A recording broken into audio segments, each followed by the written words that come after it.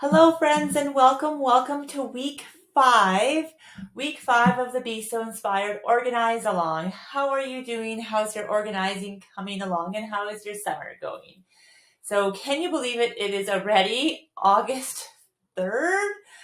Wow, I don't know how this is happening so fast. So, I hope you're having a really good summer. Thank you so much for using the hashtag Organize Along. Please do, every time you organize, just snap a little picture, put it in your stories or put it in your feed, and just tag at Be So Inspired, all one word, so that I can see and reshare and we can encourage and lift each other up.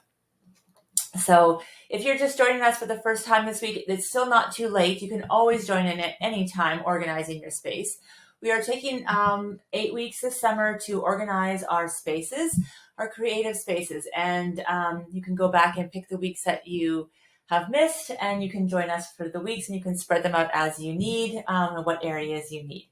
So this is week 5. It is read all about it. So it is all the things like patterns and templates and books and PDFs, patterns, and all of the things. So we're going to talk about that in a second. But first, I just want to make sure that you are getting all of the wonderful things that are involved in the Organize Along this summer. So in order to get free tutorials and the links to all of the fun things that are happening, the freebies that we're giving away, to get all of the blog posts that are happening, all you need to do is make sure that you have signed up for the Be So Inspired newsletter. So just go to www.besoinspired.com and sign up for our weekly newsletter, and it's organizing all summer.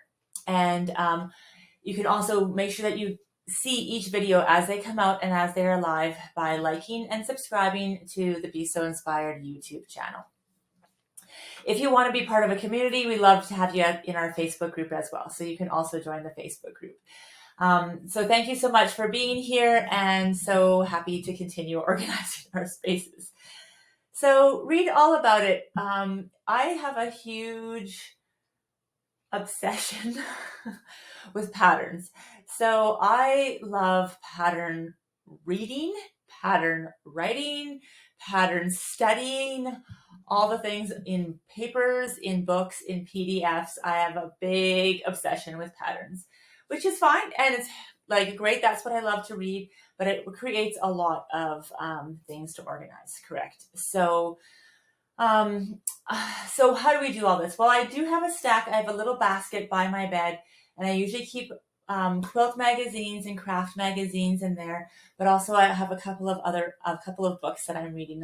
I really love studying quilt patterns and actually all patterns. And so I just read them like you would read a book at night. And it's just so enjoyable. I just love seeing how things fit together, and it's just a really big passion of mine. So I do have them in all different parts of my house, which is, I think, fine, as long as they are like contained. So I have a nice basket that's in my bedroom. But in my sewing space here, how do we keep all of the things organized? So I'm going to start with binders. So if you have PDFs, you can print them out and put them in binders if you like to have them in papers. If you like to keep them on your computer or your iPad, you can just make sure that you save them in files. So are they quilts? Are they mini quilts? Are they doll patterns? Are they home deck patterns? You can even further categorize them. So you can have a category for quilts, and then in that category, you can have subcategories. So maybe you'll have children's quilts, maybe you'll have home decor quilts, maybe you'll have the seasonal quilts, maybe you'll have like baby quilts that you can have for gift giving and things like that. So you can also use your folders as like sort of subfolders or sub boxes to organize even further. Or you can organize by designers. So maybe you have a folder that's all your Be So Inspired patterns. And you just keep them all in there. So it depends on how you like to organize and how your brain works to how you find. If you ever look at somebody's phone book, if they have like a paper phone book, not in our phones anymore, or an address book like that, how do they save all of their friends? First name, last name, are they like auntie so-and-so? So it's just really fun to sort of see how people organize. I brought a binder that I have here. set up little tabs inside too. And this is my long arm machine binder. So this is my like panto binder. So I have all my pantos in here. So a panto is like a pantograph, and I put them in like plastic sheets so I can like flip them because I'm usually in a massive hurry and I'm just trying to look for the right panto. So I could go and digitally find them all, but I don't always want to go back to my computer. I have a computer on my long arm, and I don't want to sift through all of them necessarily in there. So I still really like seeing them here and being able to like hold them against my fabric and all of the things.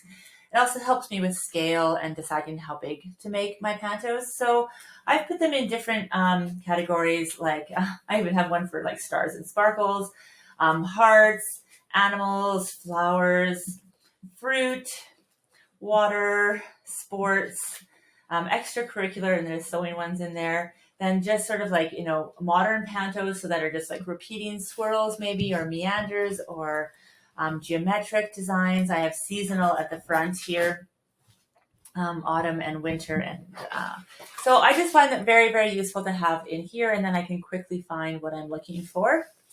So a binder is one way to organize yourself. We've also been sharing some free tutorials on the Organize along this summer, and we've had some wonderful guest bloggers. And if you haven't taken advantage of those, please make sure that you have signed up for at BeSewInspired.com, and come ahead and make some of the fun things that you can make to organize yourself. And this was made for me, wow, quite a while ago, more than a decade, I feel like, from one of our guest bloggers that's coming up, a dear friend of mine, Vicki Zaleski. And it is just beautiful. She's got so much wonderful detail. She's got a beautiful zipper on there. She's done a quilt block in the front here. And she's let me know which shapes these are by the fabrics that she's put on here. So these are an Autumn Love fabric. And so in here, I've put all of my So Simple shapes here that are for the Autumn Love quilt. And so it's just a great way to kind of keep your templates organized, and then you can make one for all of your projects. So you can find some of the zipper bags on our tutorials there, and you can make them to the size that you need for your templates. It's a really fun project, and it's a nice way to use up your scraps from your project and just kind of use up those fabrics a little bit more that we love so much.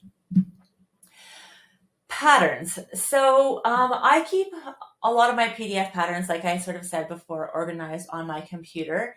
I also have a lot of books here that I just like to access quickly here. So I do have some in my bedroom, and I do have some in the living room, but these are like my either reference ones or inspirational ones that I just have close to me. And I just also love the bindings on books, and I just really like a paper book, often too. So I have a couple shelves of books there, but I also keep the patterns. If I have just like a paper pattern, I keep the paper pattern with the fabric that I'm already using, especially if it's like on an up and coming project that I need to do, or it's like in my WIP pile. So we've talked about these bins before here. So these are actually scrapbooking bins. They're 12 by 12.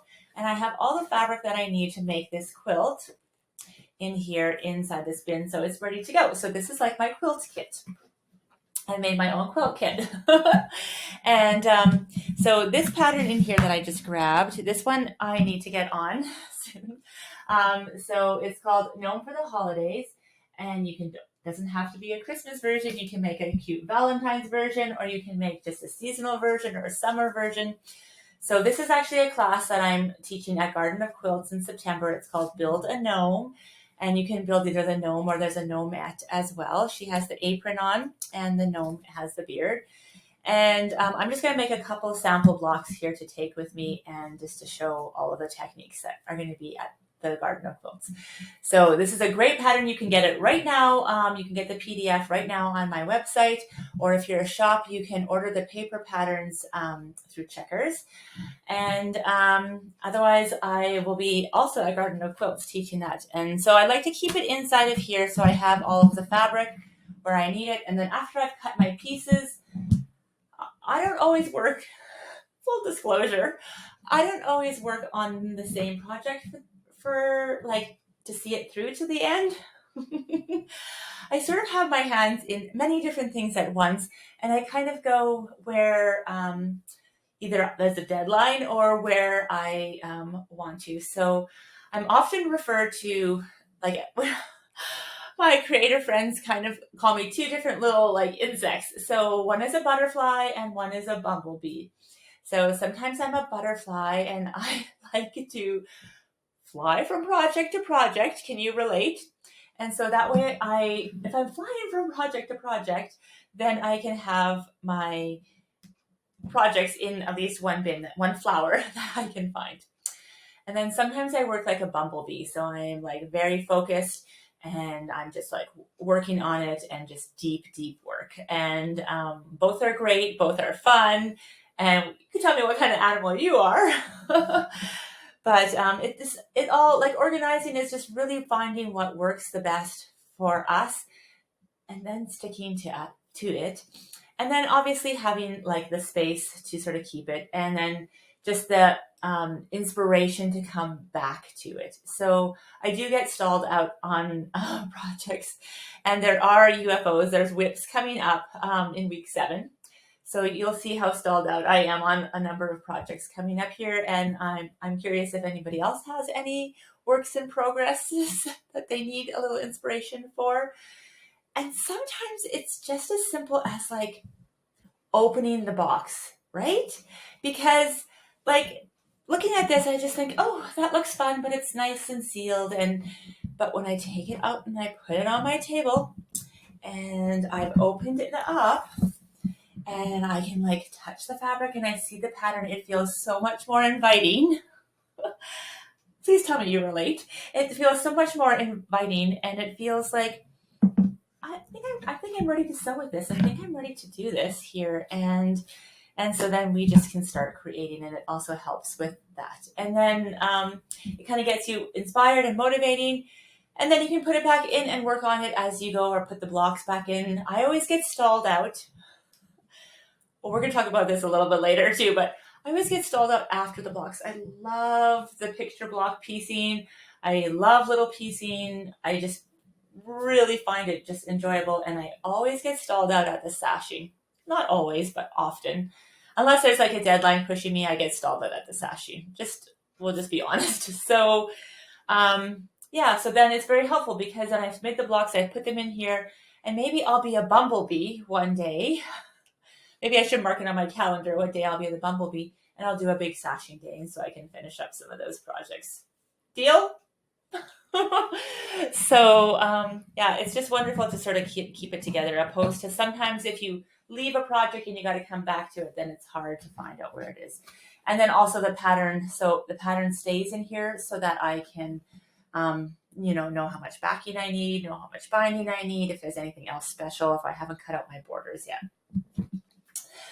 So that is week 5. Read all about it. All the things to do with patterns and templates, and all the things we can print out and even digitally on our computer or iPads now too. So it's not maybe the most fanciest of weeks and the most like rainbow organizing, but if you do any work on a binder, or you do any work and you put even just one pattern and you make your own kit here, or you make a bag for your templates, please do use the tagging symbol, so at Be So Inspired, and tag me, because I really want to see, and I would love to share and cheer you on, and also just get inspired by each other. So it's really the beautiful part about the Organize Along and just about community in general. So thank you so much for joining us again for the Organize Along with Be So Inspired week 5. Let's see what we can accomplish this week. It's August now, and I'll see you again here next week for week 6.